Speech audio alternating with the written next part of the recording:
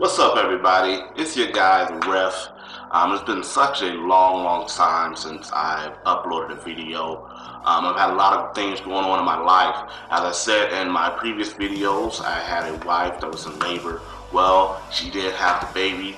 Had a healthy boy, 8.35 pounds, very long, 22 inches. So I'm very proud of that, and I've been just dedicating my life more to that than trying to make videos.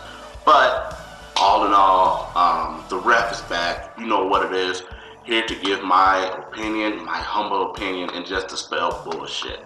There's a host of topics that I could discuss that have happened within the last, 7 to 10 days. But right now, I want to focus on the thing at hand, which is these next-gen consoles that are coming out. The PlayStation 4 and the Xbox One. And how utterly disappointed I am in them. Specifically, the Xbox One. The Xbox One, okay, you know what, let's just bring it up. Dead Rising 3. Dead Rising 3 is playing on the Xbox One at 30 frames a second at 720p. That is absolutely horrid. That is absolutely no. That's not next gen. Okay? And Microsoft, you guys should be ashamed of yourself for even releasing a product like that. Now I understand what you guys are doing. This is to be the all-in-one system. This is to be, the innovative technology with Kinect and everything like that. But at the end of the day, this is a gaming system. That is the target audience you are looking for out of this system, is to game. And when you're calling yourself a next-gen system, but you're releasing last-gen resolutions, 720p at 30 frames a second, that is horrible. The Xbox 360 does 720p at 30 frames a second. What more is there for me to get an Xbox One over a 360? The only thing my 360 doesn't do is the little extra features that the Kinect of the Kinect. Oh, and the little connecting the little HDMI port so you can have your little cable box connected to it. Oh, and I guess you do got Skype. But like I said, besides those minuscule features, what else does your Xbox One do when it comes to pure gaming? Why would and Sony, you guys aren't much better. You're not much better.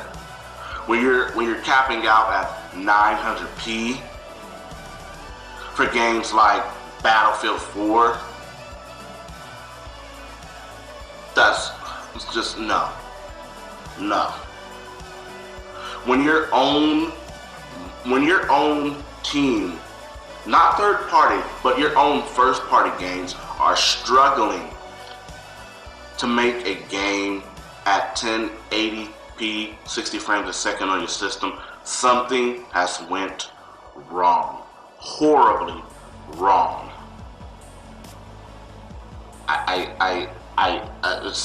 It's just unbelievable. It's unbelievable. It's unbelievable how you guys can call yourself next gen. You can't call yourself next gen when you can barely get last gen resolutions and frames per second. And I don't want to hear this bull crap about, well, it's 30 frames a second. The human eye can't differ between 30 frames a second and 60 frames and 120. That's bullshit. That's bullshit. Because I can guarantee you, your TV isn't running at 30 frames a second. As a matter of fact, most of your HD TVs are 60 hertz, and really the good ones are at 120. Which a lot of you guys probably don't know what the hell means, but trust me, they're not running at 30 frames a second. It's pitiful. It's absolutely pitiful. But the thing, like I said, not Microsoft, but Sony, I can understand them being a little bit nagging. But Microsoft, You guys are really at the point where Nintendo was about 15 years ago, where you have the gaming community in your hands. You guys own the two most platforms of choice, with the PC and the Xbox. You guys should have that in your hands. Yet, you're letting other systems come and kind of take some of your thunder away. Because at the end of the day, I'm going to prefer a $399 system that can at least do 900p over your system that can only do 720. You guys have it in your hands, okay? You guys see the PC audience out there that spend $200, $300, $400, $500 on just a GPU alone. Why can you not come out with a better product for gaming? This is what I think you guys need to do, Microsoft, because I'm just specifically talking to you guys right now. This is what I think you need to do. Go back to bare bones gaming. We don't need any more of these all-in-one hardware. Gamers don't need that right now. You know why gamers don't need that? Because we already have a Blu-ray player. We had that last gen with the PlayStation 4, and we've been having it when standalone Blu-ray players are coming out. We already have Skype on our PCs. I've had Skype on my PC for the last 8 years. I don't need it to be 1080p on a goddamn Kinect system. I've had capture devices on my system already. I've already spent the $100 on that. I don't need the capture device from your system. I have a very good cable box. It's not very hard to flip back and forth through the cable box. I don't need that from your system. What I want from your system is to be able to game. I want to be able to game. And that's what you guys need to go back towards. Give me a true next-gen system, a true next-gen console. So for those of us who do like the console, who do like the exclusives that come on the console, can see them in their true glory.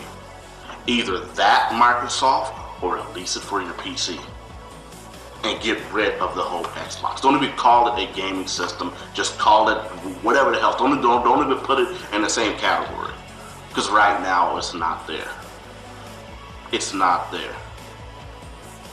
It's absolutely pathetic.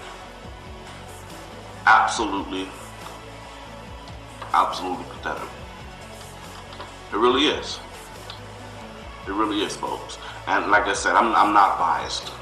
Like I said, I made the video last time talking about you can't build a $450 PC that can have all the features and everything in the PlayStation 4.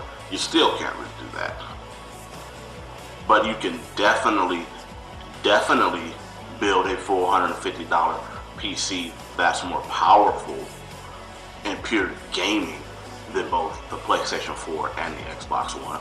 That's definitely doable. So why don't you guys do it? You guys have the brand right there.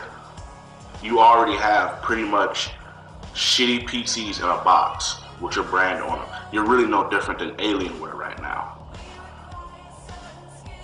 Why not, instead of trying to fuck over your audience, give them something that they will truly love. Give them something of true value. You guys can still take that whole idea of selling your system for less and make a better gaming system.